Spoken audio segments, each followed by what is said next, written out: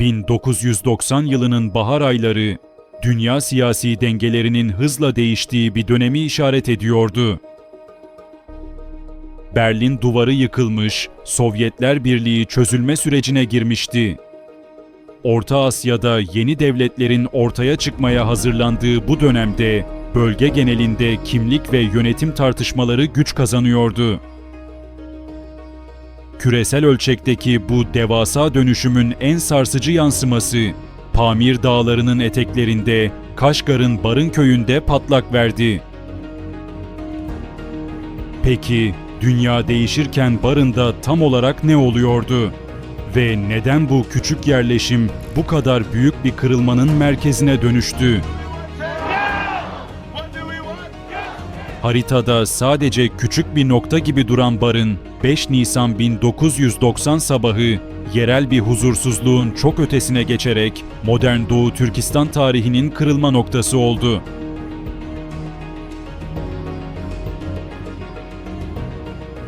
Bu çalışma, Barın'daki direnişin anatomisini, askeri stratejisini ve bugüne bıraktığı mirası tüm gerçekliğiyle mercek altına alıyor.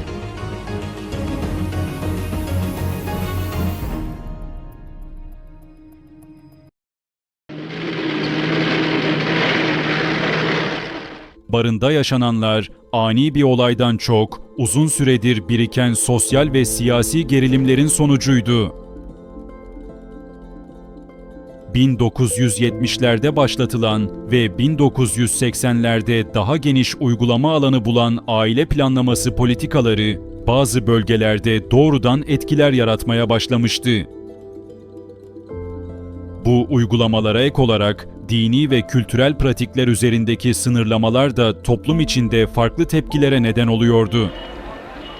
Dönemin çeşitli kaynakları, bu süreçte yerel halk ile yönetim arasında giderek artan bir mesafe oluştuğunu göstermektedir. Ancak bu gerilimler, çoğu zaman karşılıklı bir diyalog zeminine taşınamamıştır. 1990 yılına gelindiğinde bu birikim Barın ve çevresinde daha görünür bir hale gelmişti. 5 Nisan sabahı Zeydin Yusuf liderliğindeki yaklaşık 200 kişilik bir grup, yerel makamlara giderek zorunlu doğum kontrol uygulamalarının durdurulmasını ve dini özgürlüklerin yeniden tanınmasını talep etti. Bu talepler kısa sürede sert bir askeri müdahaleyle karşılık buldu. Çin ordusu bölgeye geniş çaplı birlikler, zırhlı araçlar ve hava destek unsurları sevk etti. Ortaya çıkan tablo, sahadaki güç dengesinin son derece asimetrik olduğunu gösteriyordu. Buna rağmen direnişçiler, dağlık araziyi kullanarak kısa sürede olsa karşı koymayı başardı. Çatışmaların yoğunlaşmasıyla birlikte bölgedeki iletişim ve bilgi akışı büyük ölçüde kesildi. Barın, bu süreçte askeri üstünlük ile yerel direniş arasındaki keskin karşıtlığın simgesi haline geldi. Çatışmaların büyümesiyle birlikte bölgede askeri varlığın arttığı ve güvenlik önlemlerinin yoğunlaştığı görülmektedir. Sayı ve teçhizat bakımından belirgin farkların bulunduğu bu ortamda, yerel gruplar daha çok bölgenin coğrafi özelliklerinden yararlanarak hareket etmeye çalıştı. Dağlık arazi yapısı ve yerel bilgi bu süreçte önemli bir rol oynadı. Ancak uygulanan askeri müdahalenin kapsamı, olayların boyutunu hızla genişletti ve çatışmaların etkisini artırdı.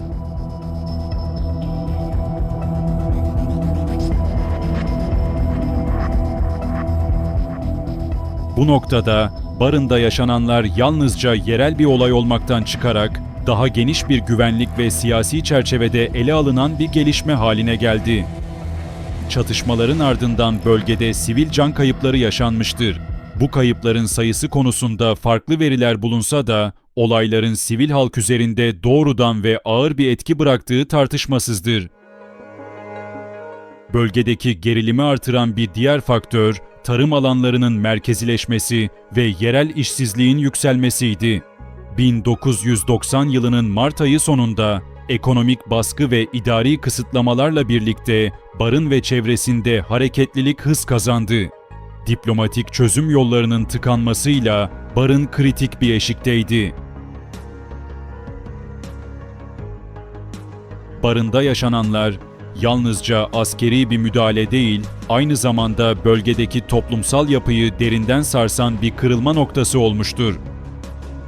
Bu gelişmelerin ardından bölgede uygulanan güvenlik politikaları daha sert ve kapsamlı bir hale gelmiştir. Bu süreç, geçici bir tedbir değil, uzun yıllar boyunca etkisini sürdüren daha geniş bir güvenlik yaklaşımının başlangıcı olmuştur. Barında yaşananlar, zaman içinde uluslararası kamuoyunun da dikkatini çeken bir konu haline gelmiştir. İnsan hakları, kültürel kimlik ve bölgesel politikalar çerçevesinde yapılan değerlendirmelerde bu olay sıklıkla referans verilmiştir. Bu yönüyle barın yalnızca yerel bir olay değil, daha geniş bir çerçevede ele alınan bir gelişme olarak değerlendirilmektedir. Barın inkılabı, askeri açıdan bastırılmış görünse de, siyasi ve sosyolojik olarak Doğu Türkistan davasının modern çağdaki işaret fişeği oldu.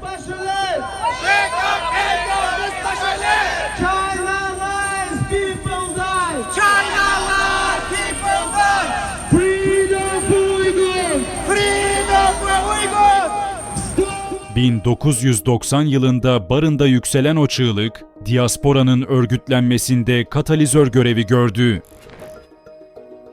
O gün dökülen kan, Doğu Türkistan meselesini yerel bir huzursuzluktan çıkarıp küresel bir özgürlük mücadelesine dönüştürdü.